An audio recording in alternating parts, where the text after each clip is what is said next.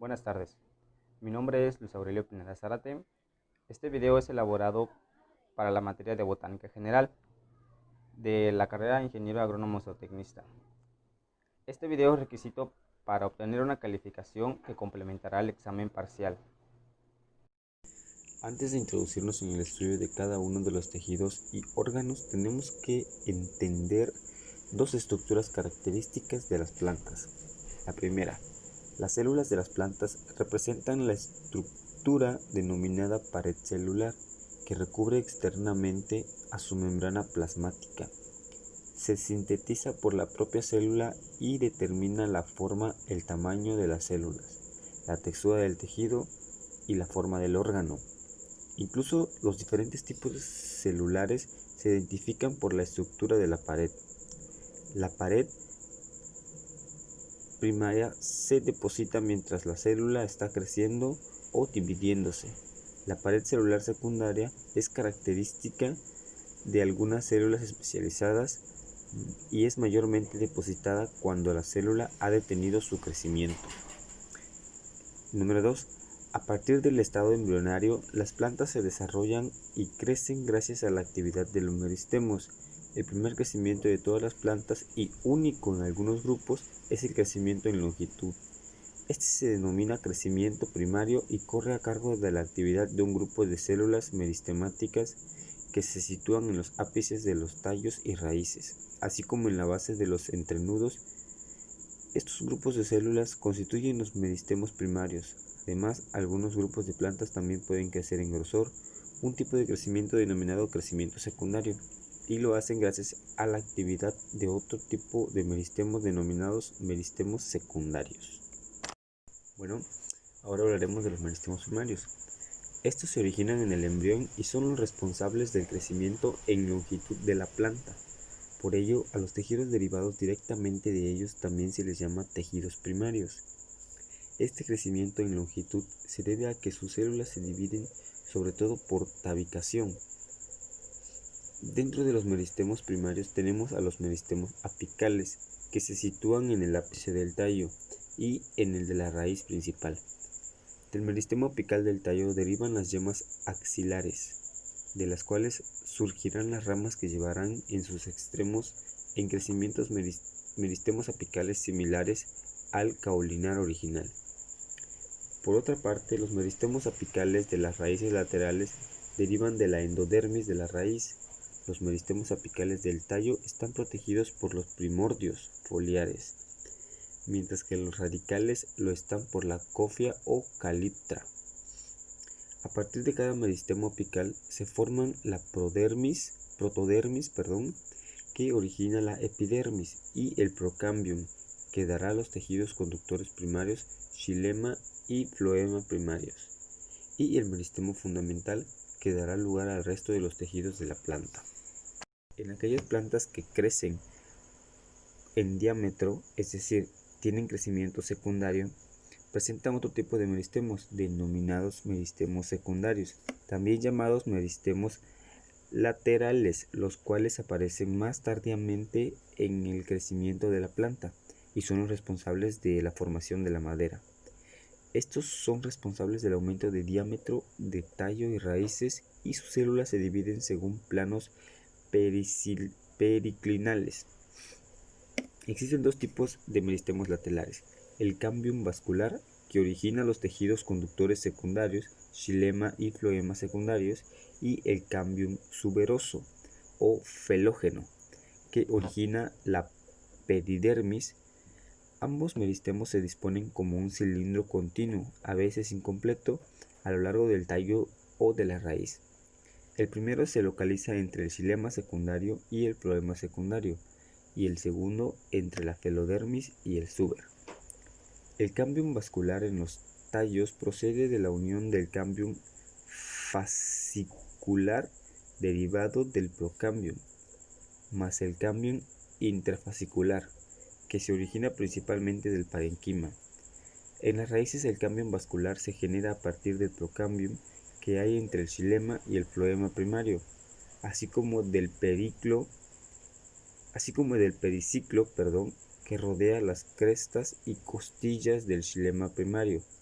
Ambos meristemos se unirán para formar el cámbium vascular de las raíces. A ambos lados del cámbium vascular se generan unas capas de células indiferenciadas denominadas zonas cambiales. En las plantas monocotiledóneas, todas las células del procámbium se convierten en xilema y floema, y no queda ninguna para convertirse en cámbium vascular que produzca crecimiento secundario. Siguiente punto, la parenquima. Es un tejido vivo principal representante de los tejidos denominados fundamentales. Ese tejido sencillo que está implicado en una gran variedad de funciones dependiendo de dónde se encuentre, como la fotosíntesis, el almacenamiento, la elaboración de sustancias orgánicas y la regeneración de tejidos. El parenquima se encuentra formando masas continuas de células en la corteza y en la médula de tallos y raíces, en el mesófilo de la hoja, en la pulpa de los frutos y en el endospermo de las semillas. Este tipo de tejido rellena espacios entre otros tejidos y dentro de ellos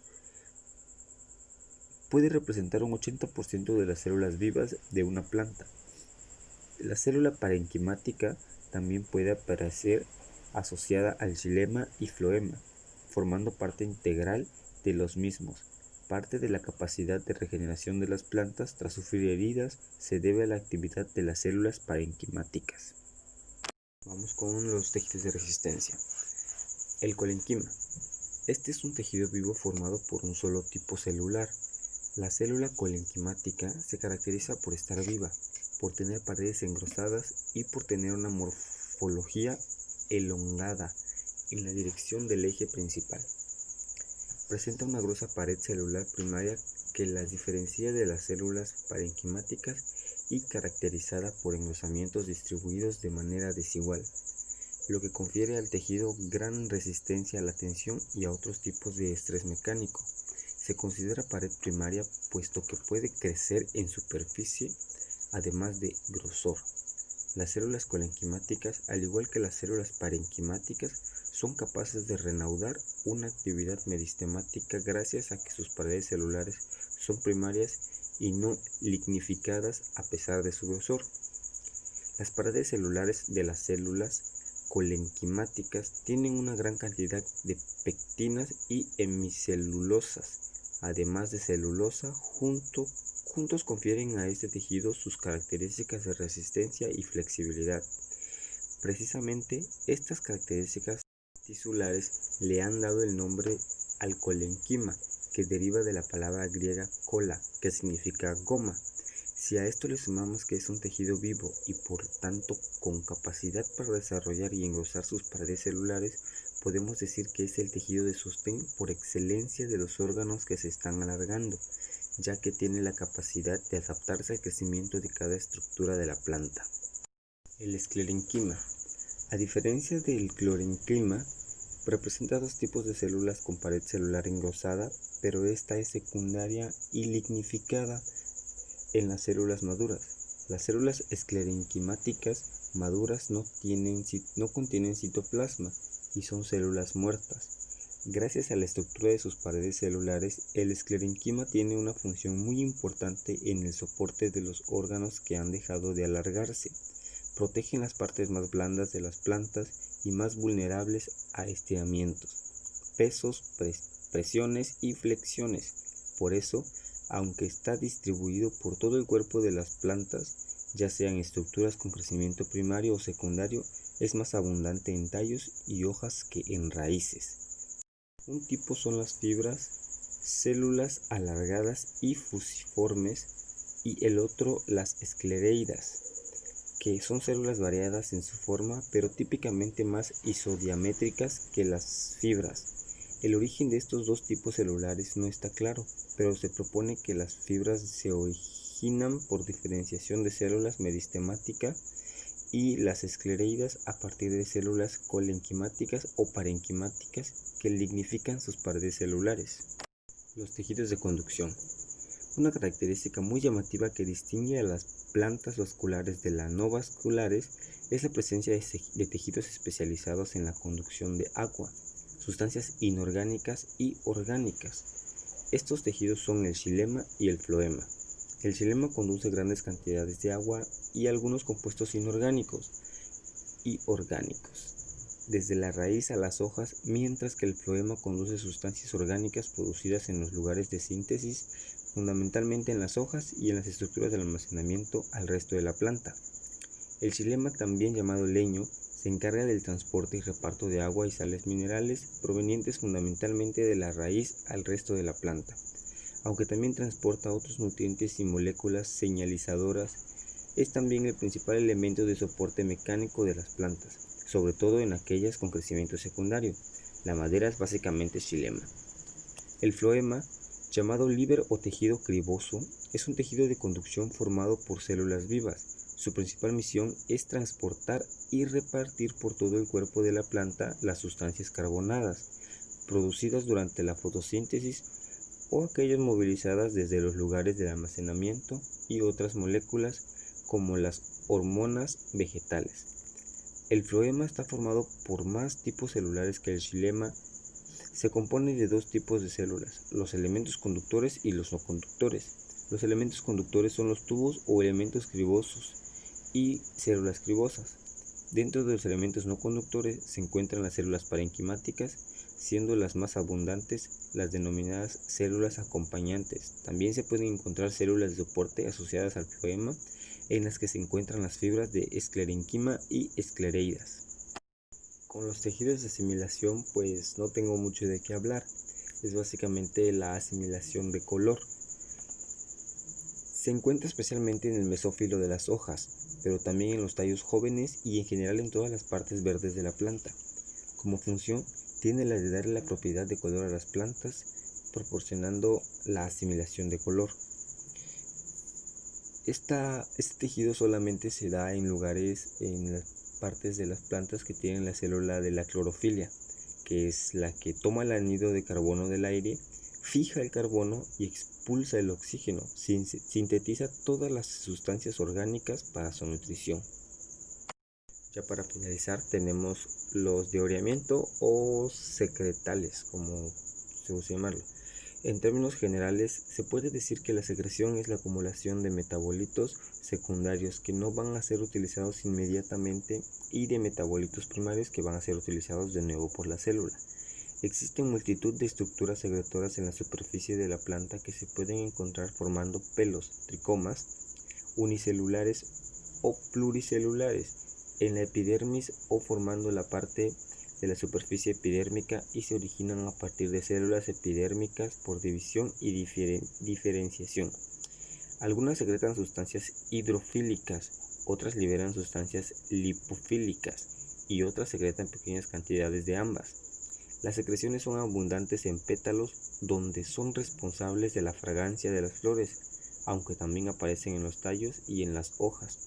Aunque estas células están especializadas en la secreción, podría considerarse que todas las células de la epidermis son secretoras, puesto que todas liberan sustancias que depositan en sus paredes o liberan al medio. Las secreciones internas son productos que se almacenarán en el interior de los tejidos de la planta, a veces durante toda la vida de esta. Las estructuras secretoras internas se encuentran alejadas de la epidermis y se localizan principalmente en el parenquima cortical de tallos, hojas, raíces y frutos. Células secretoras son células aisladas que se diferencian de las células vecinas por su morfología y pueden variar desde sus formas isodiamétricas hasta tubos más o menos alargados. Son células muy especializadas que a menudo se denominan idioblastos. Muchas células secretoras contienen una mezcla de sustancias y en otras el contenido no ha sido todavía identificado. Sintetizan una amplia variedad de productos que almacenan en su interior, como resinas, mucílagos, aceites, taninos e incluso sustancias cristalizables. Y esto sería todo básicamente con el video. Acabaría todos los puntos en este momento y ya sería todo. Muchas gracias.